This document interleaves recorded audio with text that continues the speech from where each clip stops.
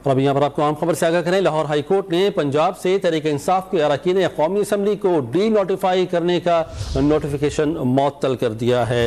मजीद जानेंगे टॉनिस के नुमाइंदे राना बिलाल से। राना बिलाल, तफसील से आगाह कीजिएगा। बिल्कुल जी, तहरीक इंसाफ के मुस्ताफी 70 अरकान असम्बली ने स्पीकर कौमी असम्बली के इस्तीफे मंजूर करने और इलेक्शन कमीशन के डी नोटिफाई करने के इकदाम को लाहौर हाई कोर्ट में चैलेंज किया था।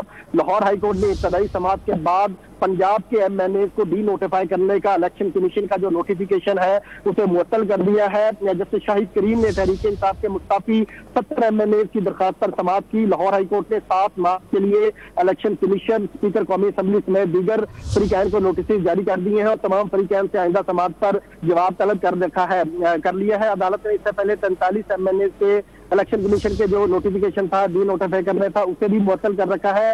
अब 70 जो MNAs हैं उनकी जानिब से लाहौर हाई कोर्ट से बैरिस्टर अली जफर के जरिए रुजू किया गया। अदालत ने फवाद चौधरी, शफ्का महमूद, शाह महमूद कुरैशी, मजीद खान नियाजी समेत जो दीगर MNAs है पंजाब की हद तक उनको जो इलेक्शन कमीशन ने डी नोटिफाई किया था उस जो नोटिफिकेशन है लाहौर हाई कोर्ट ने उस नोटिफिकेशन को मुअत्तल कर दिया है और आइंदा समाअत पर स्पीकर कौमी असम्बली, इलेक्शन कमीशन समेत तमाम फरीकैन से जवाब तलब कर लिया है। ठीक है, बहुत शुक्रिया आपका राना बिलाल, तफसील से आगाह करने के लिए।